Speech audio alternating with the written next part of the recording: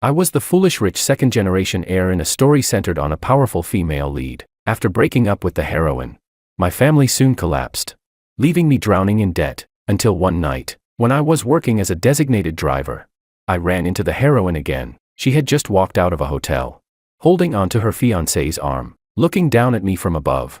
She watched as he humiliated me and made things difficult for me. But the next day, she came looking for me again. She said, "Unless you personally experience it once, you will never understand the inferiority and humiliation I once felt." I apologized to her in guilt, and she condescended to be with me again. A so-called happy ending that satisfied everyone. So, after awakening, I broke up with her at lightning speed. She waited outside the villa, eyes red as she asked me why. I told her, "You bring misfortune to your partner. You drain my family's fortune." Chapter 1. A flood of memories from the original book rushed into my mind as I stood with Willow at the entrance of a Michelin 3-star restaurant. The waiter looked at her worn-out clothes with a troubled expression. The waiter said, "Miss, people who are not properly dressed are not allowed to dine in our restaurant." Willow stared at me coldly. "Do you find it funny to humiliate me? Does watching me make a fool of myself make your noble status even nobler?" Rubbing my aching temple, I asked, "You think I did this on purpose?"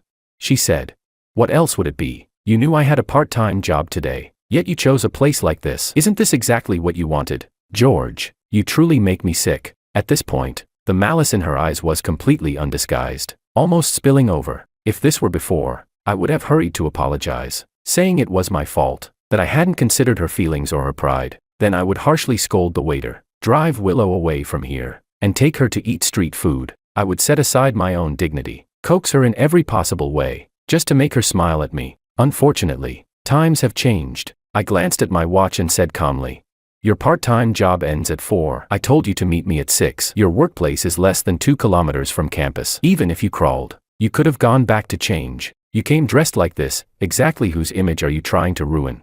Or is it that being my girlfriend makes you unhappy, so you want to make me even more miserable than you?" Willow stared at me in shock, her expression the embarrassment of having her petty intentions exposed. I didn't wait for her to answer before continuing.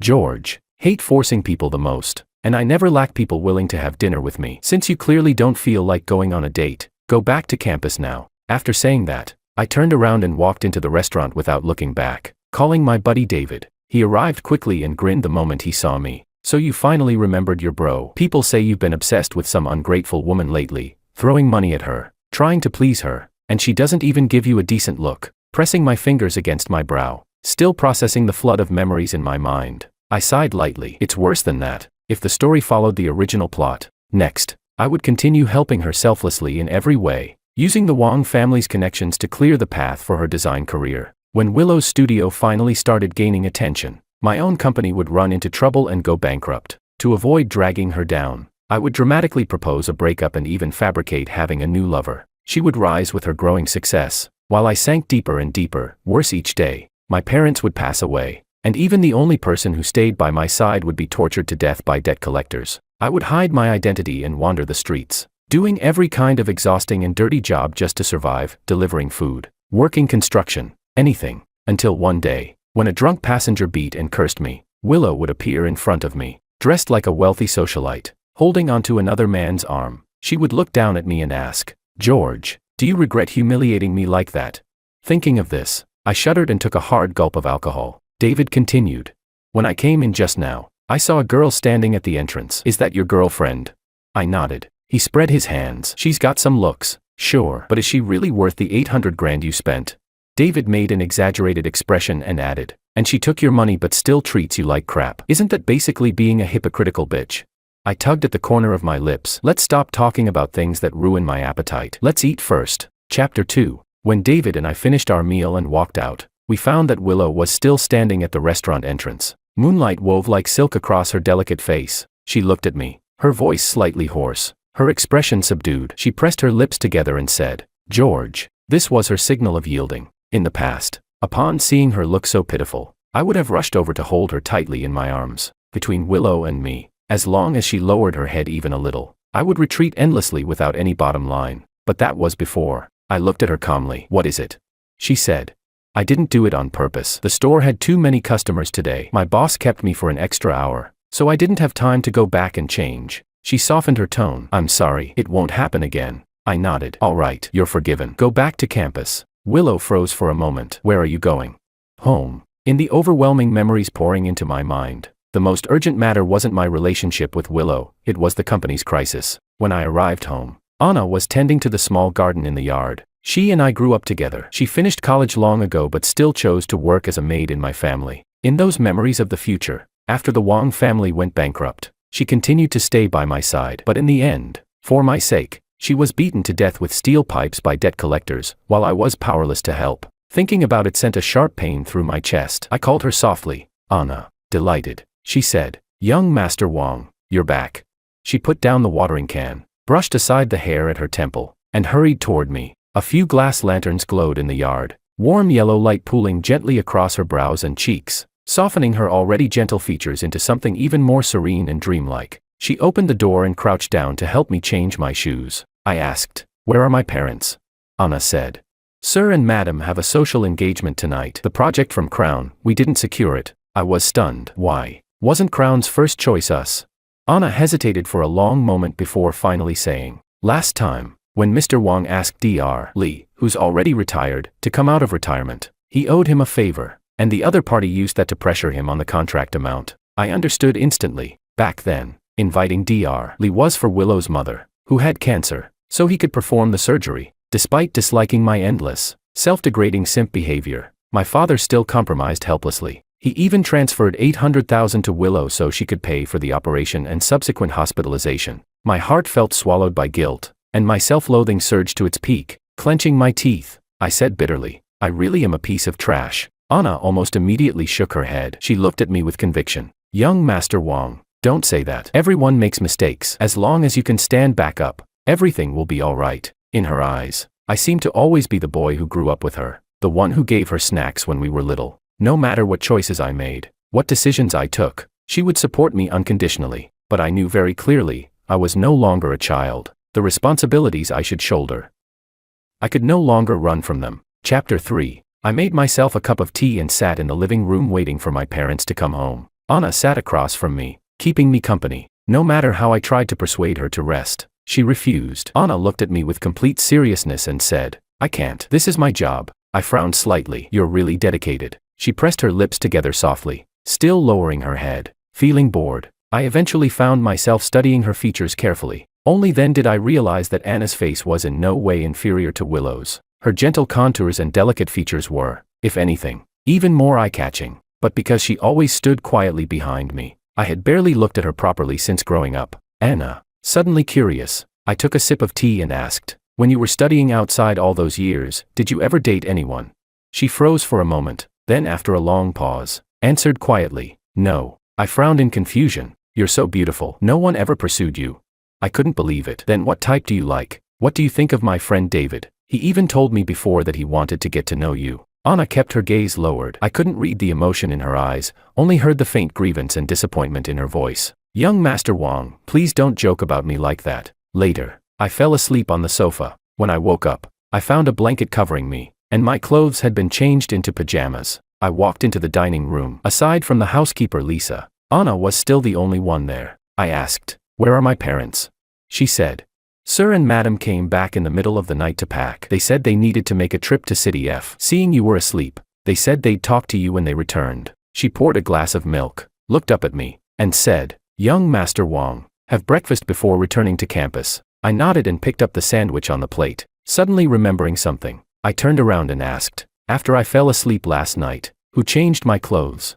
Almost instantly, Anna's cheeks, and even the tips of her ears, flushed bright red. She stepped back abruptly, looking completely flustered. "I'm sorry, young Master Wang." I kept my tone calm, just asking casually. "No need to be so nervous." I hadn't expected such a strong reaction. Her eyes, staring at me, rippled like the surface of a spring lake. For a moment it made me dazed. Anna seemed to realize her lapse in composure and quietly collected herself. A moment later, she said gently, "Young Master Wang, please eat your breakfast. You still have to go to school afterward." The Maybach stopped at the school gates. I pushed the door open and got out. Just as I walked near the academic building, I ran straight into Willow. Under the sycamore tree a few steps away, her slightly curled long hair swayed as she lifted her head, speaking softly to the man standing in front of her. Makoto, Willow's fiancé many years later. In the original storyline, He had secretly loved Willow for years but, due to his inferiority complex, never dared to confess. Because of that, he detested me deeply, but when he finally rose to success and was about to marry Willow, he discovered she still couldn't forget me,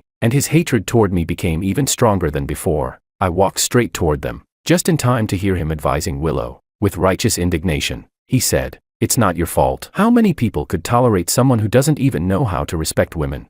Willow pressed her thin lips together. "I know. Don't worry." Makoto looked at her helplessly, his tone filled with indulgence. "He humiliates you again and again. It breaks my heart, Willow. But the next second, if your heart aches so much, then you pay back the 800 grand for her."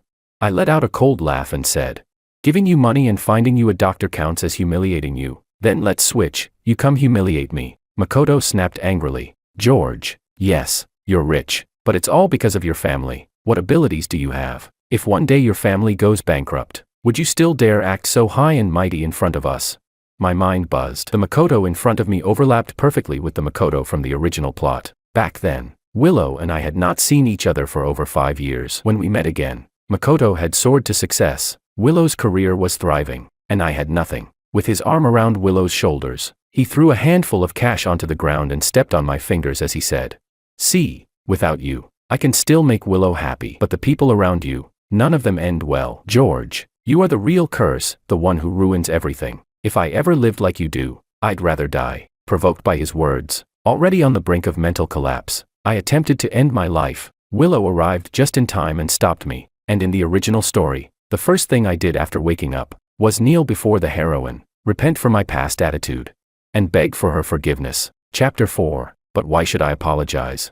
If she felt humiliated, she could have refused to take my money, refused my help. Instead, she accepted everything, every benefit, every favor, and in the end put on the face of a victim so that everyone who saw me would say, "You owe her an apology." Absolutely shameless. I stopped wasting words and slammed my fist straight into Makoto's face. With a loud thud, he was caught off guard, stumbling back half a step, nearly falling to the ground. Seeing this, Willow hurried forward to steady him, glaring at me with resentment as she said, "George, will you ever stop? Makoto and I are just friends. If you're so angry, then come at me." Yet the very next second, when she saw me raise my hand, she instinctively hid behind Makoto. Makoto felt even more protective. He said, "Willow, don't demean yourself like this." "I'm fine." "What a pair of tragic lovebirds," I said with a laugh. Then I looked at Willow, who was hiding behind Makoto, and asked, "Weren't you telling me to come at you? Then come here." Willow rolled her eyes. "Is this fun for you? If you're still angry about last night, I can apologize. So you just can't bear to take the slap yourself, huh?" I nodded slightly. "Makes sense. After all, for that pretty face of yours, I was foolish enough to spend 800,000. Of course you want to keep it intact." My repeated mention of that sum of money undoubtedly wounded Willow's aristocratic pride. She said, "That's enough." Her expression turned cold, her gaze at me filled with hatred. She said, "I told you, I'll pay you back." I didn't give an inch. "Oh, and when exactly do you plan to do that?" Her eyelashes quivered, but she couldn't give a concrete date. She could only stand there in silence. In the depths of my chest, a sharp, fleeting pain shot through, because I still knew very well, I had once genuinely liked her. A girl as proud and solitary as a winter plum blossom had once caught my eye. So I offered to help her, and afraid my help would hurt her dignity, I lowered myself, bent over backward to please her. In return, she gradually took everything for granted. All my efforts were ignored. She only remembered the feeling of humiliation. So even years later, even after we'd broken up, Willow still held on to that grievance, demanding that I admit. Giving her money back then, helping her when she was at her lowest, that was my wrongdoing. The money was something you offered on your own. No one forced you. Makoto said righteously from the side. "George, money can't buy everything. Even if you spend money to force Willow to be with you, you can't make her love you." I looked at him and smiled. "Then who does she love? You." Makoto instinctively glanced at Willow beside him. Seeing that her eyes were fixed entirely on me, the proud expression he'd worn froze ever so slightly. Chapter 5. Time was running out. I had to rush to class, so I stopped paying attention to them. After staying on campus for 2 days, Anna called and told me my parents had returned. When I headed downstairs, Willow blocked me at the entrance. These days, she's in the middle of setting up her own studio, and still working part-time as a waitress at the restaurant. She should be at her busiest. In the past, I was the one who always went to see her, always chasing after her. I asked, "What is it?" Willow looked at me, emotions flickering inexplicably in her eyes. She said, "You said you'd take me to the amusement park. I'm free this afternoon. So she was freeing up her schedule for me. I gave a short, mocking laugh. Move. I don't have time. She refused, staring at me with a wounded, resentful look. George, it wasn't easy for me to get some time. If you keep acting like this, I'll really get mad. You're mad? I found it ridiculous, I said. Willow, know your place, to put it nicely. You're my girlfriend, to put it bluntly. You're someone I paid for to entertain me. When I want to see you, you free up your time immediately. When I don't have time for you, you go wherever and stop bothering me. Got it? Ignoring Willow's humiliated expression, I brushed past her and walked out of the school gates. Anna opened the car door for me. After sitting down beside me, she handed me the paper bag in her arms. I brought you some pastries. I pulled out a piece of pineapple bun, baked almost to the point of being burnt, and turned to her. Lisa made this.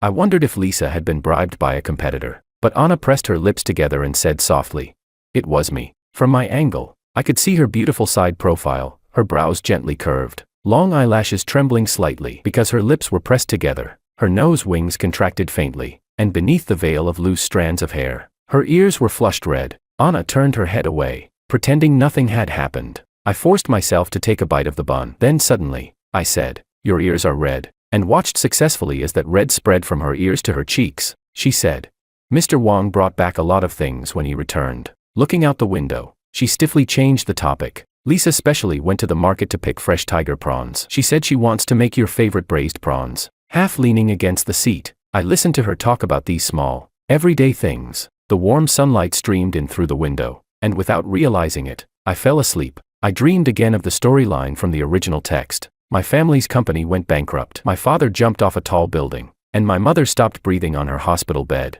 Anna followed me as I drifted from place to place, ending up in a shabby rental in an urban village. Yet the debt collectors still found us. Right in front of me, they used steel pipes to crush her leg bones. Inch by inch, covered in blood, she still clung desperately to one man's leg. Her fading eyes fixed on mine. Her trembling voice said, "Run, young master, run." In the dream, I wandered everywhere, unable to find even a half-decent job. To survive, I delivered food, worked on construction sites, any dirty or exhausting work, I took it. People who once flattered me went out of their way to humiliate me, even demanding that I kneel, bark like a dog, and eat dog food. Then came the confident, radiant Willow, transformed, standing beside her newly promoted, high society fiancé Makoto, appearing before me. The dream version of me wanted to fight back, but something held me down, bound me, and strange voices echoed beside my ears. One voice said, "Even though the male lead is pitiful, you can't blame Willow. Her pride was hurt by him. She finally fell for him, only to be dumped.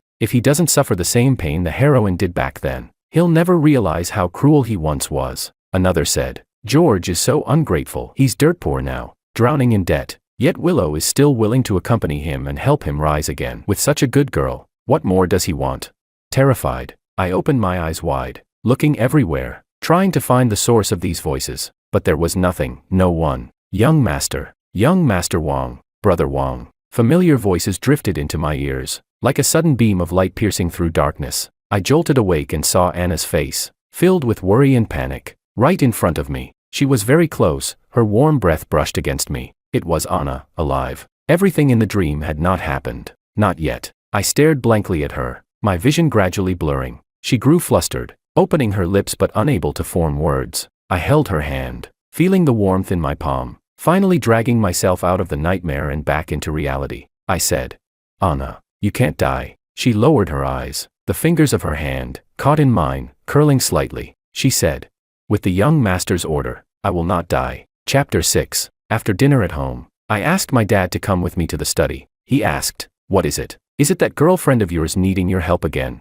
He looked at me helplessly, a faint trace of dissatisfaction toward Willow showing in his eyes. I saw it clearly, and felt even more guilty. I said, "It has nothing to do with her." I clenched my teeth and lowered my voice. "Dad, have you and Mom been looking at any investment projects recently?"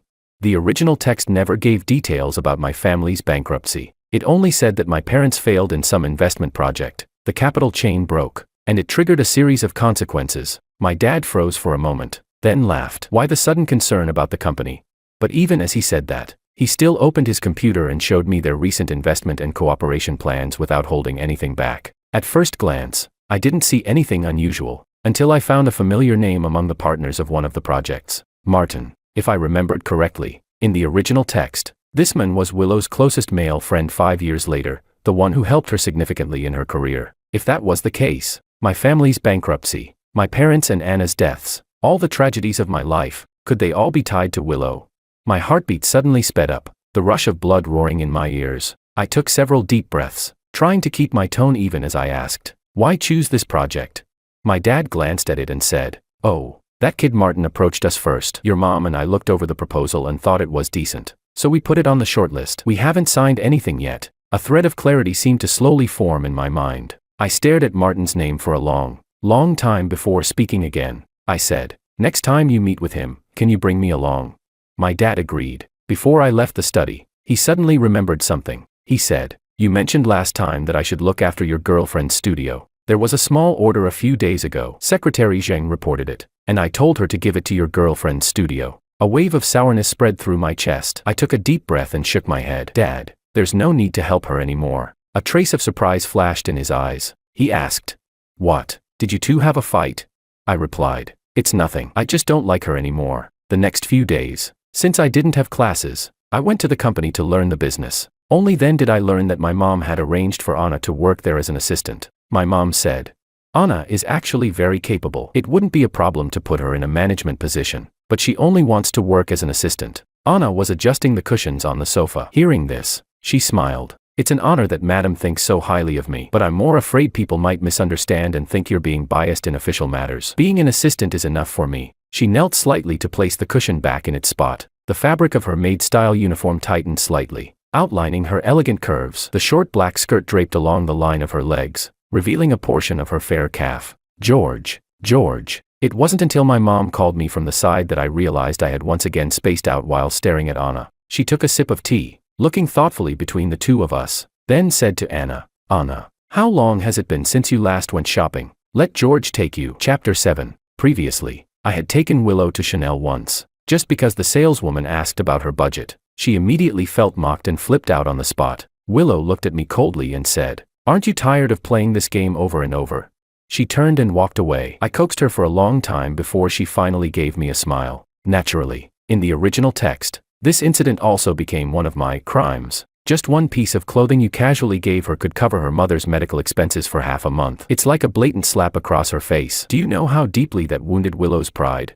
Now, Anna followed behind me as we entered the store, her expression as calm as ever. The saleswoman brought out the newest Wang collection. I asked Anna to pick a few pieces to try. After she finished, I was about to pay when Anna took out her own card. She said, "I'm the one buying clothes. Why would young Master Wang pay for me?" I froze for a second, but she smiled gently and said softly, "Young Master Wang, don't worry. I've managed to save some money over the years." In the end, I couldn't win against her. I watched her swipe her card with my own eyes. After leaving the mall, I hadn't yet decided where to go next, when suddenly, from a distance, I saw a familiar figure. Willow. Because I had spoken too harshly that day, she hadn't contacted me at all these past few days, which honestly had made things easier for me. But now, at an hour when she was supposed to be busy at her studio, she walked into a nearby restaurant with a man. My brows furrowed. I followed with Anna. We found a corner seat. After waiting a long while, they finally came out of a private room. I took out my phone and, through the cover of a few plants, snapped a photo of Willow and the man. I asked, "Who is this? Have you seen him before?" Anna looked at the photo, surprised. "It's Martin." As expected, I saved the photo twice as backup, put my phone away, and through the glass watched Martin open the car door for Willow, sending her back to campus. Willow was impeccably made up today, stylishly dressed, nothing like the girl who had been stopped at the restaurant door just half a month ago. I laughed and asked Anna, "Do you think I was blind?" She shook her head. "It's not young Master Wang's fault. It's greed, someone letting dark desires take root." She poured my wine, cut my steak for me, and gently advised, "Eat first. After we return, we'll tell Madam and Sir about this. There's no need for you to worry." Anna knew very well how decisive my father was in the business world, so she wasn't concerned. If it were the former me, I wouldn't be worried either. But in that so-called original text, it was exactly Willow and Martin's crude little scheme that destroyed the Wang family, a family that had grown steadily for decades. Steam rose from my plate, warming Anna's pale fingers until they turned slightly pink. On impulse, I reached out and took her hand. She instinctively tried to pull away, but I held tighter. Her cheeks flushed. "Young Master Wang." Her soft voice trembled, like a feather brushing lightly across my heart. Looking into her misty eyes, I asked in a low voice, "If I tell you something unbelievable, would you be willing to believe me?" Chapter 8. In the villa garden late at night, the moonlight wove itself like silver threads. Anna sat across from me, staring blankly, her eyes reddening as she said, "So, after I died, young Master Wang suffered that much?" I shook my head. Compared to her suffering, mine was nothing. When I thought carefully about it, everything seemed to have gone off track from the moment Willow entered my life. I fell from heaven into the dirt, while she blossomed and soared with bright wings. All the illogical twists existed solely for the sake of a grand, happy ending. I murmured to myself, but I gave her money, helped her grow, did everything I could for her. Shouldn't she have been grateful? Why would she feel humiliated? And if she felt humiliated, she shouldn't have accepted it in the first place. Looking at Anna across from me, a thought suddenly resurfaced. I asked. When I was a kid, I asked my parents to bring you into the Wang family, but I didn't give you the same education and material conditions I had. Did you ever resent me for that? She shook her head. Never. She folded her arms on the table, leaning forward slightly, her gaze steady and sincere. To be chosen by young Master Wang has always been my honor. A faint citrus scent drifted from her. Vaguely, I remembered, it was the perfume I had given her. Back then, I had been obsessed with Willow. Only when passing the counter did I recall that Anna's birthday was approaching and casually chose a bottle for her. She said, "It's getting late. Young Master Wang should go upstairs and rest." Anna spoke, breaking my thoughts. "Whatever happens, I will face it with you tomorrow." She said goodnight, but did not leave immediately. After a pause, she added, "No matter what, I won't let anything from your dream come true." Chapter 9. A few days later, I drove to Willow's studio myself. The 800,000 I had given her back then hadn't all been used for her mother's treatment. Later, she took the remaining amount and used it to set up this studio in the suburbs. When I walked in, I saw her and Makoto huddled in front of a computer, studying something. They were very close, the atmosphere unmistakably intimate. Makoto spotted me first. His expression changed. "Who told you could come in?" Such a guilty reaction, as if they'd been doing something shameful and I had caught them in the act. With my arms crossed, expression blank, I said to him, "I came to see my girlfriend. Do I need your permission?" "Get out." Willow looked at me, but she spoke to Makoto. "You go out first." Makoto shot me an angry glare, then stood up and left. Once the room held only the two of us, Willow switched back to that cold, lofty expression and looked down at me. "What is it?" "Young Master Wang suddenly has free time today and remembered to summon me, your little pastime." She still thought she could control me with her old tricks, thought I would panic, rush to apologize, and do everything I could to please her. I let out a cold laugh. "Since you know your role, why aren't you hurrying over to serve me? Maybe if you serve me well enough, I'll overlook your filthy little affair with your childhood sweetheart." She stared at me, stunned. I continued, "I gave your studio connections and handed you clients. You don't thank me, fine, but you dare act high and mighty toward me. You've got some fucking nerve, George." Willow snapped. Her voice edged with anger she could no longer contain, but I went on as if I hadn't heard her. "Willow, get this straight. This studio was built with my money. If I feel like it, a simple transfer slip and bank statement are enough to reclaim the original shares you owe me. Raise your voice at me one more time, and today you pack your things and get out. Understood?" Willow glared at me, her body trembling with fury. These days, my attitude toward her had been completely different from before. She must have noticed something was wrong, must have been unable to understand it no matter how she tried. At first, I had still felt a faint trace of bitterness, but the moment I realized my family's ruin was connected to her, all of that bitterness turned to pure outrage. I had gambled my future and my dignity, paid with my family's lives, all because I liked this person. And in the end, when I had nothing left, she still worked tirelessly to brainwash me, to PUA me, insisting everything was my fault. I pulled a chair over and sat down, speaking slowly, word by word. "Apologize to me, and then come home with me to see my father. You will thank him in person." Chapter 10. I drove Willow back home. Along the way, she pressed her lips tightly together, sitting stiffly in the passenger seat without saying a word. I said lightly, "You took everything you wanted, so stop looking like a corpse. Who exactly are you trying to make uncomfortable?" She closed her eyes briefly. "George, I'm not someone who sells smiles." I let out a short, cold laugh. "Sorry, but you are. When I tell you to smile, you smile. If not, get out." When we stepped inside, Anna was trimming the flowers in the yard. Her gaze fell on Willow. There was still a gentle smile on her lips, but a subtle coldness surfaced in her eyes. She greeted me warmly. "Young Master Wang, you're back. And this is..." I shrugged. "My girlfriend, Willow." Her lips trembled slightly. "Miss Willow, what do you like to eat? Lisa and I can prepare it," I said. "No need. She's not staying for dinner. She's only here to meet my dad." I took Willow upstairs. My father was waiting in the guest room, his gaze sweeping over Willow with open scrutiny. Willow stood before him, her eyes reddened. as if she had suffered unbearable humiliation. With great difficulty, she forced out a reluctant, choking "thank you." After she left, my father sighed. "George, with someone like Anna as a comparison, how did you ever come to like a woman like this?" "Anna." I lifted my head abruptly, meeting my father's look of regret. He said, "All these years, your mother and I have seen clearly how Anna feels about you. Back then, when I objected to you and Willow, it wasn't about status. If it had been a thoughtful girl like Anna, I wouldn't have said a single word against it. But Willow, she's proud, overbearing, and endlessly demanding. A pure, refined egoist," my father muttered as he headed downstairs. I stood frozen, then walked to the window and looked out. In the dimming twilight, Anna was still tending carefully to the little garden. I remembered that when we were young, Anna had a fairy tale dream. She envied princesses who had their own gardens and longed for the story of a prince proposing to the princess in a garden. So I asked someone to create a garden for her. I had promised to take care of the flowers with her, but as time passed, I grew impatient. In the end, only Anna remained, and she tended to them, year after year. When we were children, I saw her as a little sister. Later, when I saw more of the world and she always followed quietly behind me, I gradually overlooked her existence. But tonight, hearing my father say she had feelings for me, what kind of feelings could Anna possibly have? The answer wasn't hard to guess. I walked down the stairs toward the garden. In those short minutes, countless memories of Anna flashed through my mind. On the ground lay a trimmed rose branch, already somewhat withered. "Anna." I picked it up and called to her softly. "You seem unhappy." She answered quietly. "It's my own problem." I asked, "Is it because I said Willow is my girlfriend in front of you?" She turned slightly away from me, avoiding my gaze. I said, "But that was part of the plan we agreed on. I won't be with her. So why are you still unhappy?"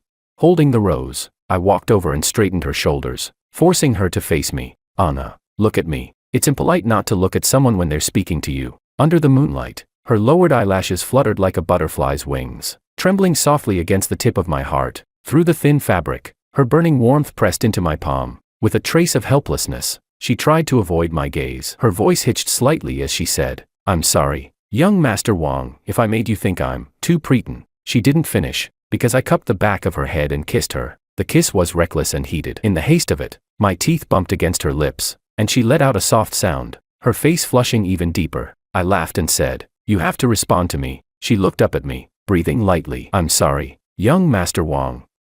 I've never learned how." "Then hold on to me," I said, "so you don't fall." "Okay." As our chests brushed together, the rose in my hand was crushed, petals scattering across the ground. Both my clothes and Anna's were stained with faint strokes of red. Her fresh citrus scent gradually twined with a sweeter, more intoxicating warmth. She fell completely into my arms, and together we sank onto the swaying garden swing. When the kiss finally ended, both of our breaths were unsteady, our hearts beating chaotically. I looked at her and asked, "Anna, do you like me?"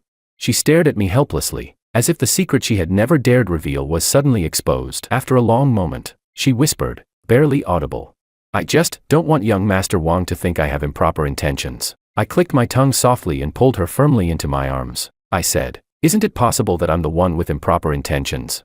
Chapter 11. When I was 4, because I envied David for having a younger sister, I also begged my parents to give me one. My mother laughed and said, "Even if we had another child, it wouldn't necessarily be a girl." So they took me to the orphanage. Anna was the sister I chose for myself there. She was obedient and adorable, always clinging to people. Every time school ended, she would run over to find me. As my parents' careers grew more and more demanding, leaving them no time to look after the house, it was always Anna and I who kept each other company. When I was 11, the school held a play. Anna auditioned for the role of Snow White, and she cried and made a fuss until I auditioned too. In the end, I was chosen to play the evil queen. During the year of the college entrance exam, Anna was admitted to the best university just as she had wished, but I failed due to illness. Unable to fulfill my promise, I chose to repeat the year instead of studying abroad. Anna cried for days, nearly deciding to repeat the year with me, but I stopped her. I told her, "Anna, you're turning 18. You should know what that means for you." Anna cried and said, "But you said you're my brother. You'll stay with me." I said, "It's my fault I couldn't keep my promise." "But you have your own life. Everyone must take responsibility for their own future. No one can accompany someone forever, not even a brother." It seemed from that moment on, Anna began calling me young Master Wang instead. When my thoughts returned, Anna's face in front of me had flushed from the tips of her ears to her cheeks. She whispered, "Young Master Wang would never have improper intentions." I asked, "Why don't you call me brother anymore?" She pressed her lips together. "I can't call you that." I narrowed my eyes. "Why not? You called me that countless times when you were little." When she didn't answer, I asked again, "Do you like me?" She took a deep breath and finally, as if accepting her fate, nodded, then softly said, "I never thought about it." I asked, "Never thought about what?" Her gaze lingered on mine, growing gentler, and she said, "I never thought you would notice me, as if the moon, hanging high in the sky, would choose at some moment to shine its light upon me." I cupped her face. "Then what should I do to make you believe it?" She rose on her toes, leaned in, and brushed her lips lightly against my fingertip. She said, "This is enough." When Anna and I returned to the house, my mother immediately called her into the guest room. My father sat in the living room, poured me a cup of tea, and asked, "Are you truly sure you won't soften toward that Willow girl?" I said, "She's already planning to strike at our family. How could I possibly let her go? To be ruined and left with nothing, yet still remain infatuated with the very person responsible. That was nothing but a plot forced on the protagonist by some writer." My father let out a breath of relief. "I was just a little worried. After all, the way you were before, it looked like no one but her would do," I said with shame. I was young and foolish. I couldn't judge people clearly. I added, "Fortunately, there's still a chance to make up for it." Nothing had become irreversible the way it had in the dream. Over the next month, I went to see Willow every single day, watching her expression grow more complicated with each visit. At first, she still had the energy to argue with me, throwing my cold sarcasm right back in my face. But soon, she didn't have the time, because her collaboration with Martin encountered problems. This wasn't 5 years later, and the scheme they were plotting together was one with extremely high returns and equally high risks. Willow could never have imagined that everything fell apart simply because she had stayed at my house for an afternoon, and because my father pretended to casually agree to her proposed enormous bride price. At the same time, for the project they intended to use as a trap, no matter how much profit they dangled before my parents, my father and mother refused to budge. From their tone, it seemed they had already sensed ulterior motives. Martin, naturally suspicious to begin with, started doubting Willow. He questioned her, probing what exactly she had said to my father that day at my house, and whether she had accidentally exposed them. Willow, of course, denied everything, but the more she denied, the more Martin suspected she had betrayed him. Willow could no longer obtain information about Martin's next steps, and the resources Martin had originally promised for Willow's studio were all withdrawn. She also couldn't get help from me anymore. Her design career fell into a stalemate. Anna said, "Mr. Wang, from what I've observed these past few days in the company, I'm nearly certain that Martin has indeed planted people internally, specifically in the most important financial system." When we returned home that night, Anna told us in the study that the company's financial accounts had started showing issues 3 months ago. Their moves were extremely well hidden. If no one had noticed, in less than half a year the Wang family's cash flow would break entirely, unable to continue operating. And this lined up perfectly with the timeline of my family's bankruptcy in the original text. My father said, "A 1,000-mile dam can collapse because of an ant's nest. If George hadn't warned us, your mother and I would have suffered a terrible loss at Martin's hands." He let out a long sigh, patted my shoulder, and his eyes sharpened. "But from here on," he said, "it's time to close the net." Chapter 12. My father finally relented and agreed to sign the investment contract with Martin, but the official corporate seal used in the contract had already expired during review. So we had to go through the procedures again, get approval, and re-sign it. During this gap in time, in order to keep the project looking as if it were still running normally, Martin nearly exhausted all the funds he had on hand. He mobilized the people he had planted in the Wang family's financial system long ago, only to be caught red-handed. My father immediately called the police. The authorities soon took Martin away, along with the people he had arranged and all other participants involved in the fake investment project. He was an illegitimate son in his family, unable to compete with the children of the legal wife for the inheritance. He set his sights on the now thriving Wang family. It was a high-stakes gamble, only he lost. When all this happened, I was sitting at the desk in Willow's studio. She closed her eyes for a moment, as if the words she was about to speak were too humiliating to say. Then she said, "George, can you help me one more time?" Without Martin's funding, and with my father secretly suppressing her, her studio was already on the verge of collapse. I looked at her coldly and said, "Are you begging me for help?"